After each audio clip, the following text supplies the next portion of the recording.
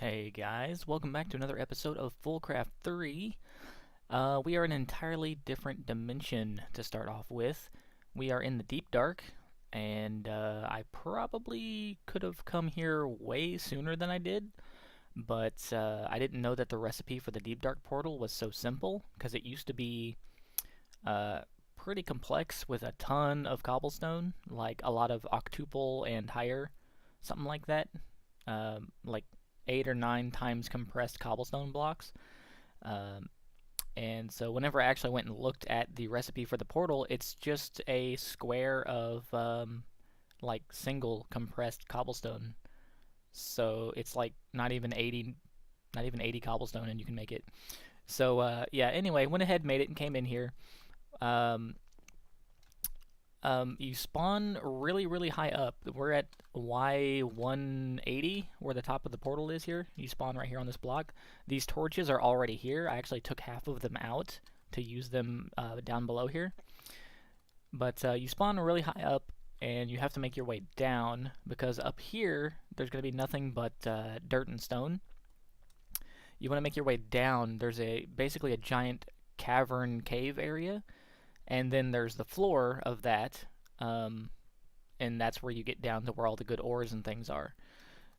Pretty much like, I think overworld ore generation rules apply here, but at this elevation, there's going to only be dirt and stone.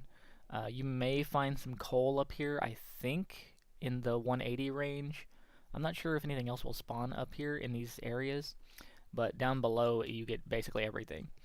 So, figured I'd just run down here real quick and show you guys what this giant cavern looks like if you've never been to the Deep Dark.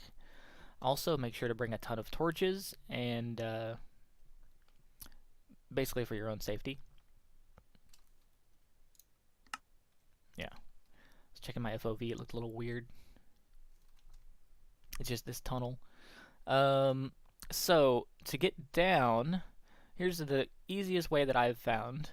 You basically dig down a couple of blocks on one, like a column, and then if it's safe to jump down, you jump down, dig out the blocks in the other column, and use these rope ladders. You can click these, like if I click one to be placed right there, it takes them out of my inventory automatically and places them at every space underneath that it can until it reaches a solid block or another ladder, another rope ladder, something like that. So basically, I just did that all the way down until I got to the bottom of the ceiling layer here, which is at about 115 to 120, somewhere in this range. I'm at 117 here, if you can't read that. I don't know how it looks on your screen, but we're at 117 here, and you can see the floor way down there. So, yeah, that's a long drop. So, I went ahead and put rope ladders down. I placed one on this block, and it went to there. And then whenever I tried to extend it, it placed them in the air on that side and went down all the way to the floor. And that's about 2 stacks of ladders total here. A stack and a half or so. Something like that. More than one for sure. So I came in with over 2 stacks and have less than 1 left. So basically you want to have about 120 ladders on you if you make these rope ladders. Otherwise, you're going to have a bad time. I probably also could have placed it against this side here, and it would have gone down because there's actually a giant stone pillar that runs all the way up and down right next to here, but I didn't know about it. So, yeah. And there are a few of those giant stone pillars around if you look for them, spaced out all around the map. But let's go on down here a little farther to transition to this other ladder. There we go. Just kind of inside of it. So yeah, here is the cavern floor. It actually looks really cool in here. If you look up, you can see all the FoolCraft crystals growing in the ceiling. It's pretty cool.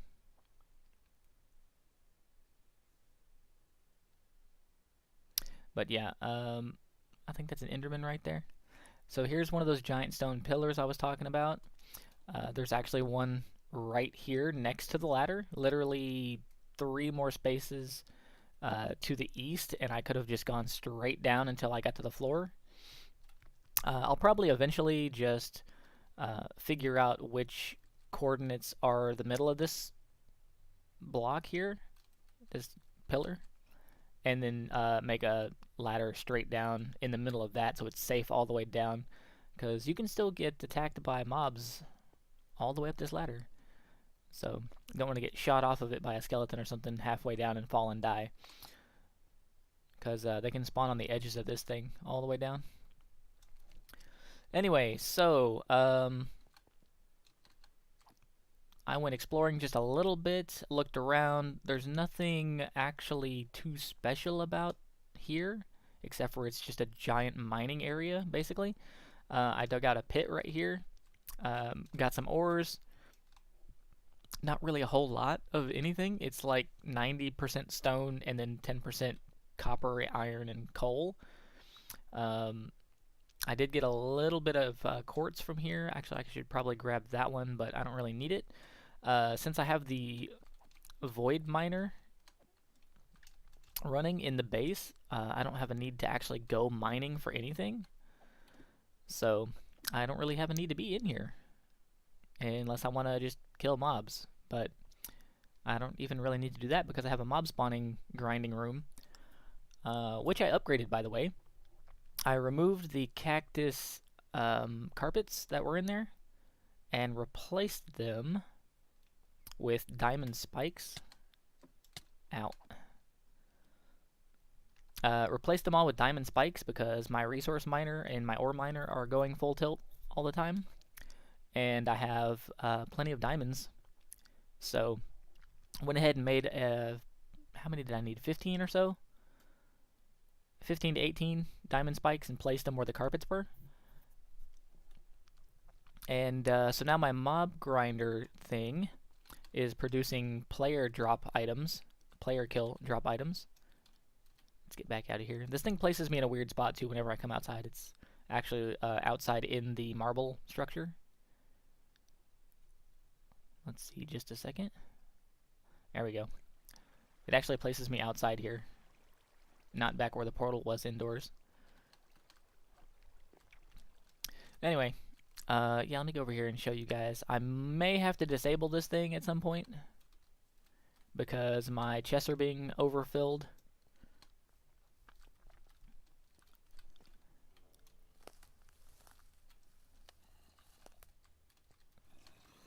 So I upgraded the crates, the small crates, to medium crates.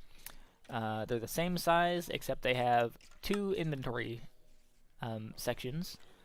And you don't have to do anything special to get stuff to go into the second inventory panel area, the second inventory. Just a regular conduit or pipe or hopper or whatever. It just continues to place the items in the second one as though it were the first one. But yeah. Went ahead and replaced each of these crates with the mediums, except for the ender pearl one, which I pulled a lot of these out, and I don't see this one getting full before I have to do something about those. Any of the overflow is going in here, which is continuously full.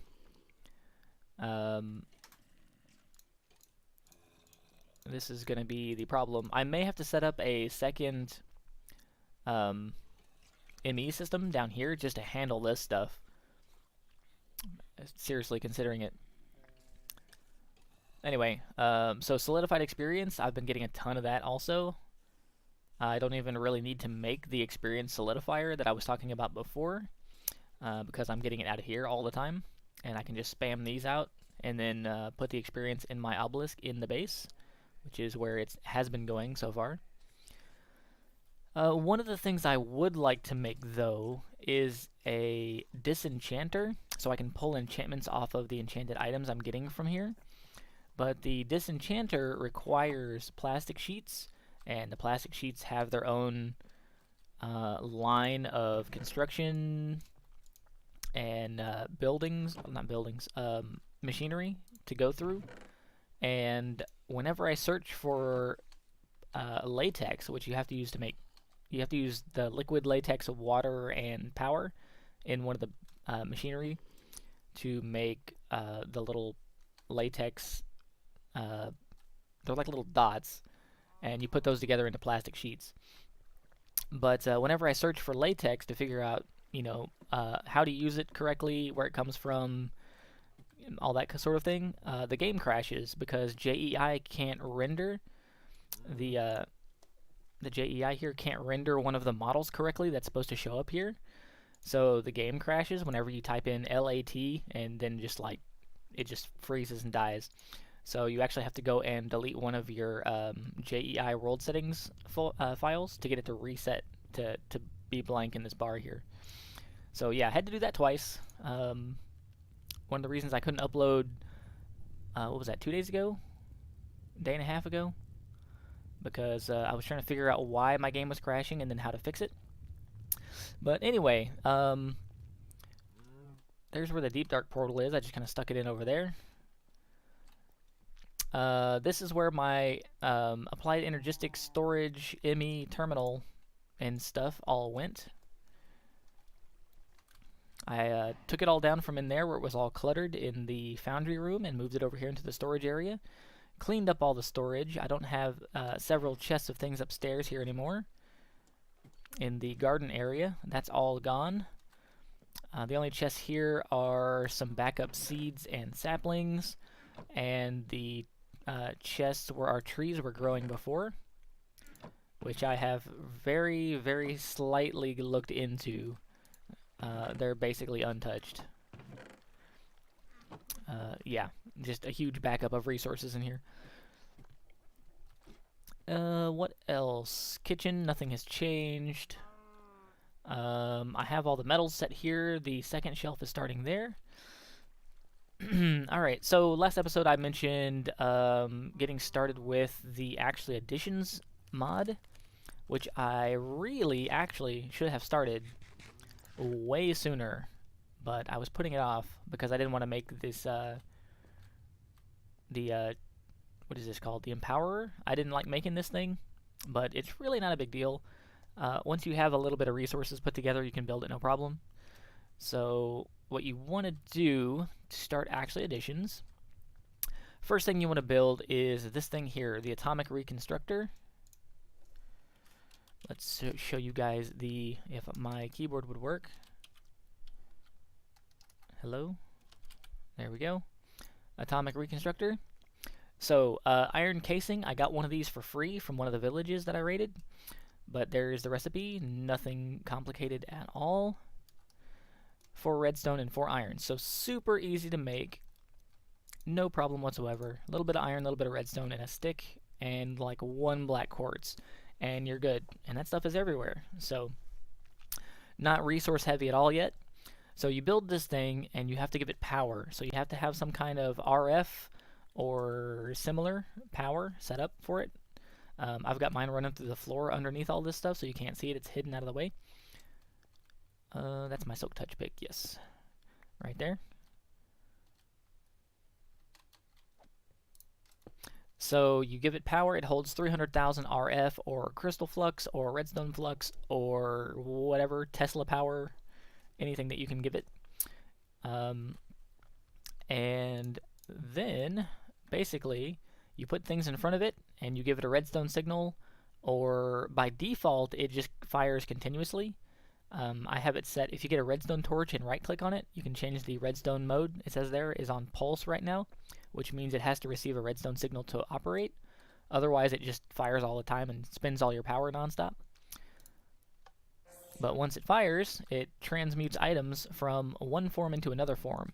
And you're going to have to use that to get basically a lot of the resources to do the rest of this stuff. So get about a stack of iron, redstone, lapis. What else? Some emeralds, some diamonds. All of the vanilla resources, just for vanilla Minecraft. Oh, coal, yeah. Definitely coal, a stack or 2 of coal. Go ahead and transform that in here. I just found out that the rotten flesh to leather is a thing, so it doesn't do all of it at once because it has limits. It can only do so many things at a time. You can do a whole stack of redstone and things like that in here, though. Anyway, so this super handy even outside of this mod, just to transform vanilla resources. You can turn nether quartz into what is it? Where's the... There we go. You can turn nether quartz into...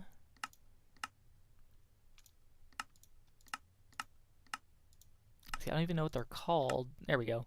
Prismarine. There we go. And I had to use Prismarine for the thing I'm about to talk about in a minute. Some of the upgrades and things.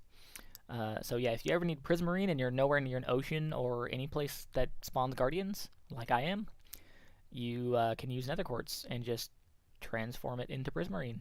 So I did a couple of stacks of that. Canola can be crystallized canola. I haven't even got into using any of that for anything yet. Block of quartz, you actually need 15 of these. So 15 blocks of quartz. Go ahead and grab that also. And then you're going to need another 15 blocks of quartz chiseled into this kind of runic pattern, whatever it's called. It doesn't tell me which one it is. But yeah, the chiseled quartz block, I think it's just called chiseled quartz. But it's like the first or second option after the original one in the list of chisel. But you need 15 of these and 15 of these to make etheric quartz and etheric green blocks. And that's to make 4 display stands. Actually, you need 5 display stands because one of them goes into the Empowerer itself as part of the recipe. Along with that, you need some of these Inori crystals, which is the transformed iron. Single battery advanced coil. The coils are just redstone, transformed redstone, a black quartz, and some gold nuggets. Let's back up a couple of steps. The batteries here are, yeah, the exact same thing. Single battery, and then you do the exact same recipe again, but you replace the top item with the single battery to make a double battery. And then it shows a charged one here, but you don't need a charged one at all for this. And then it's just 2 iron casings and another redstone. But yeah, that's basically all of it. And that makes you 5 display stands, 4 for the ones to sit around the outside here, and 1 for the Empower in the middle. This actually does not require power at all, which I thought was kind of strange. The power goes into the display stands. So what you do is, if you look at any of the empowered crystals, like let's just go with the iron one for example, there's the Empower setup here. So you take the regular crystal that's in the center of the recipe here, and that you just right click it onto the Empowerer here and it floats right there. You can't use every item. You can only put certain items into it. But you click that in the middle and then you get whatever the items are around the outside here and put them in the display stands around the outside. I'm pretty sure it doesn't matter the order that you put them in. It's not like this one has to be to the north, this one to the south, anything like that. As long as these 4 items are in there, it'll do it. And basically what it does is it pulls power out of these display stands and funnels energy through the items that are in it and shoots it into the middle thing, whatever the middle item is, and it empowers it into a better form of whatever it was. A good way to do these, if you look, so the single crystal takes a snowball, a button, a cobblestone, and a gray dye to do 1 crystal. If you look at the block, which does 9 of them, 9 of them at once is a snowball, a button, a cobblestone, and a gray dye. So if you're short on any kind of resources that you need to use to empower, go ahead and do blocks at a time. It uses more power, I'm sure, to do it, but you only use 1 of each of the resources on the display stands to transmute full stacks, or to empower full stacks of full blocks of crystals. So I did that for the diamonds here. I did 5 blocks of diamonds. Not that any of this is hard to find. Light blue dye is just lapis and bone meal, and then just clay. So super easy to do that. So I did 5 blocks of diamonds. I empowered some of the emerald some of the void crystal, basically just testing it out, making sure it all worked. What is the canola seeds for? So the regular ones you hit with the moleculizer thing to make the crystallized, and then you take a crystallized and 4 regulars to make an empowered for a power generation system. Huh. Alright, sure, I'll take your word for it, game. I probably won't be using that, but we might play around with it. Another useful thing, so that's basically the entire mod right there. You have to use these crystals to make other things. Yeah. Anyway, what did I use these for? Oh yeah, the item repairer, which actually is not in this room anymore because I turned it into something else. Where are we at here? I had to use that. I had 4 of them. Yeah, there we go. 4 of the empowered diamantine blocks, and then the 5th one that I did is in the ender casing. You have to break it down into these, so I did 5. Yeah, I went ahead and made the item repairer because really this isn't that expensive once you get all those diamonds. It's like 40 diamonds and you've got it. So yeah, made the item repairer, had it set up. It uses a ton of power. Where is it? 2,500 RF per tick, which here is CF because they use crystal flux, but they're 1-to-1 ratio. It's exactly the same. You stick one item in there, and it uses 2,500 RF per tick and repairs all of your whatever item is in there without needing an anvil or any materials. It just runs the durability back up, and it uses a ton of power. So after having that set up for a little while and refactoring all of my power systems and setups and everything, then I remembered you can just turn it into this talisman from Project E for 2 more diamonds and let's see, that's 8 cobblestone and charcoal for 2 of these. You get 40, but you only need 2 of them. 1 redstone and 1 iron for 40 of these, and you only need 2 of those. And then 1 more diamond and a coal for 40 of those that you only need 2 of. So that's 40, 42, 43 diamonds total. And then you can make this repair talisman. And this thing gives 1 durability point per second to everything in your inventory and your hotbar and that you're wearing. So yeah, I'm wearing that in place of my bauble. The focus pouch from FoolCraft. I have actually removed all of my FoolCraft armor and put it away. I'm kind of hanging up FoolCraft for a little while. I've been pretty heavy into it, and I'm giving it a break. So I had to step away from it to do other stuff. So that's when I got into this. But yeah, the item repair is super handy. I've got all of my tools repaired 100%. And also my FoolCraft armor that I was wearing was at about half durability. It fully repaired 100%. But yeah, the other thing I made with this is the double crusher here, which is just 2 crushers stuck together, so it operates in 1 block, twice as effective. And the reason I'm using the crusher and not a sag mill is solely for glowstone. So here's the recipe for a double crusher and the recipe for the single crusher. So it's just basically 2 cobblestone, 2 flint, 2 redstone, iron casing, and 2 basic coils, which are 4 redstone and a black quartz each. Now the crusher, you can basically use exactly the same as a sag mill or a pulverizer or anything like that.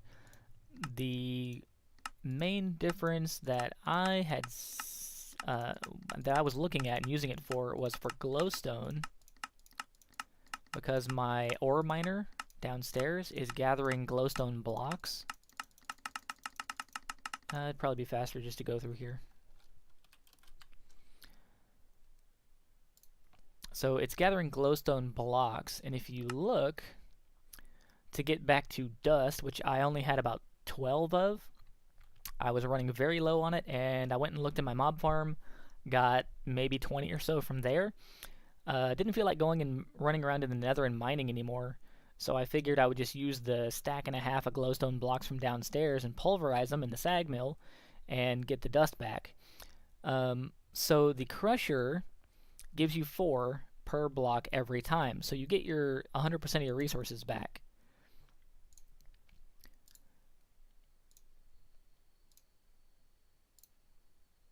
If you look at the immersive engineering crusher, you get 4 back every time also.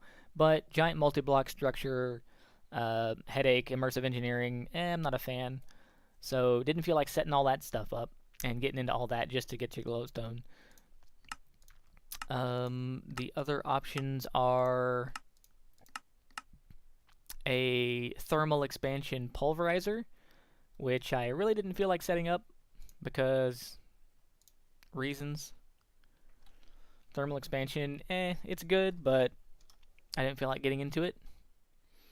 So not really hard to make though. A tin gear, which is just 4 tin and an iron, 4 quite clear glass, 4 iron, 2 copper gears, that's another 8 copper, 2 iron, 2 flint, a piston, and a redstone reception coil, which is a gold and 2 redstone.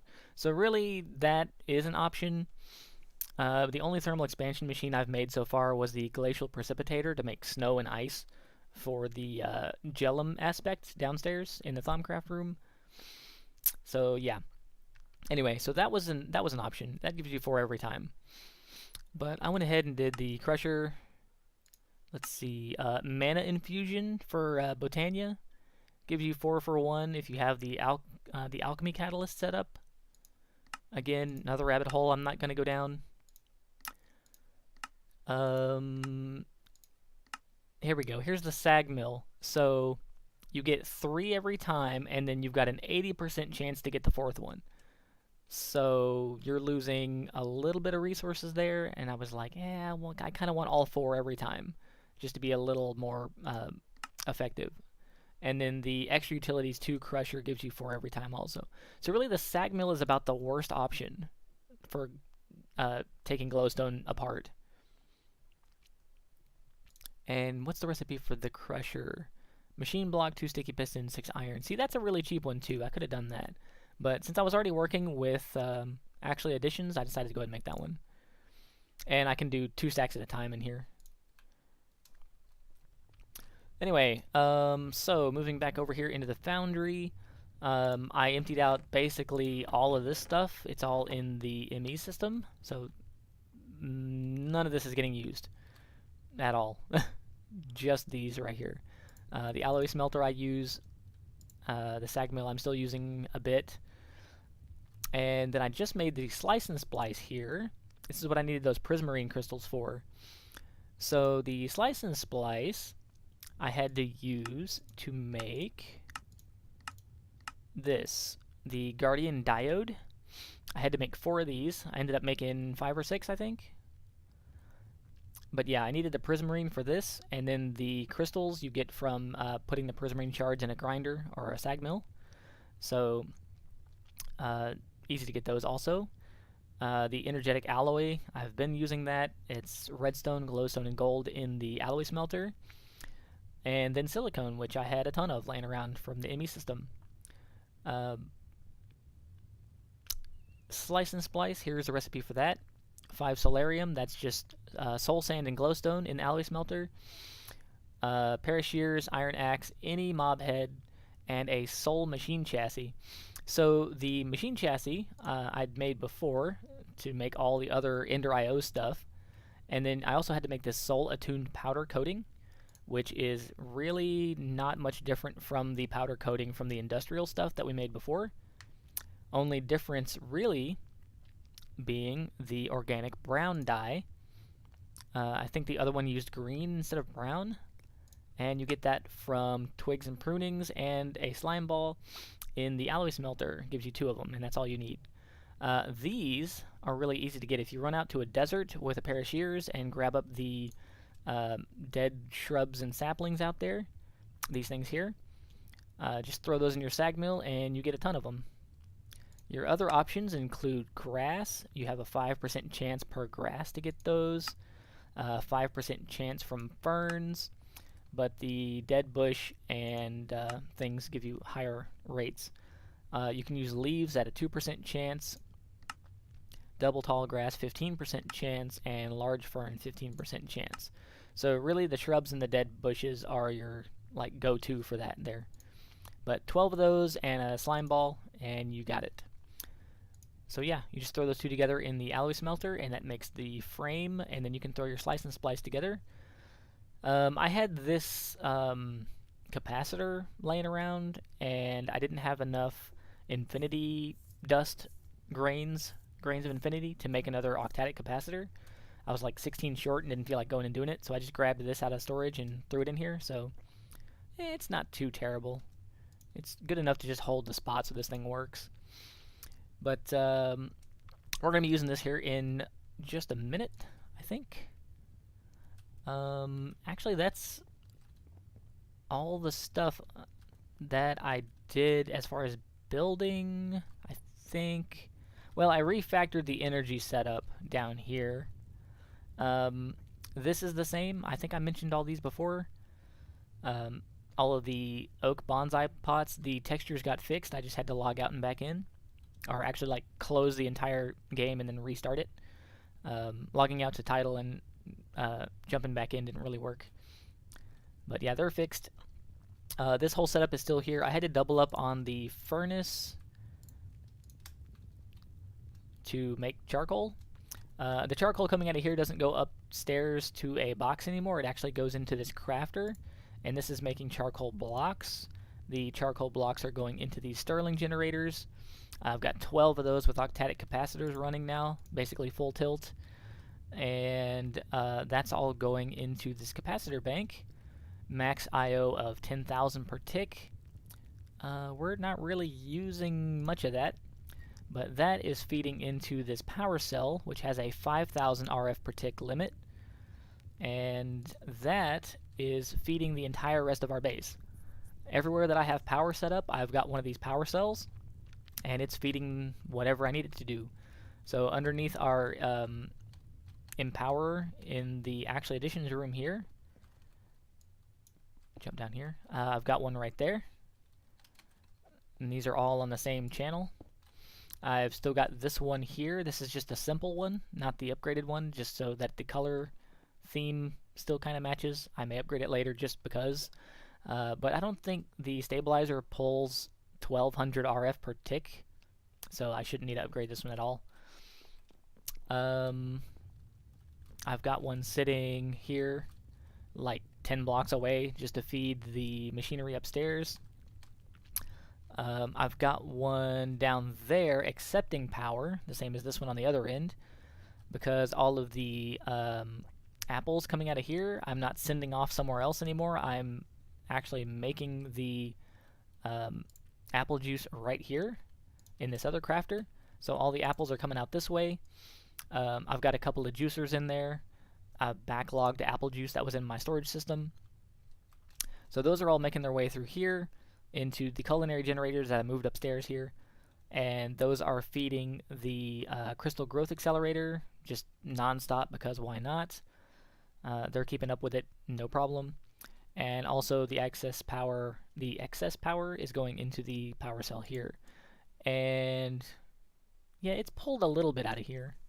If I do anything that's too power intensive, it actually starts pulling from here, but the main power source is that one down there. And that's got a backlog of almost 5 million, and then this has another 10 million in it. So yeah, we're good for power.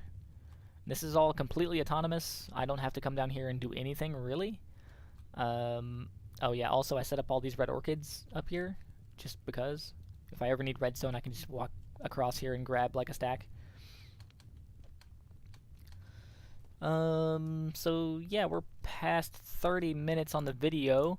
I'm gonna go ahead and cut it here, give you guys a little bit of a break, and I'll come back and explain a few more things that I've been doing. Whew, tons of stuff. But that's what happens whenever I get a lot of game crashes and can't record for like a day. Anyway, until next episode, Thanks for coming by. Thanks for watching. And I will see you in a little while. Have a good day.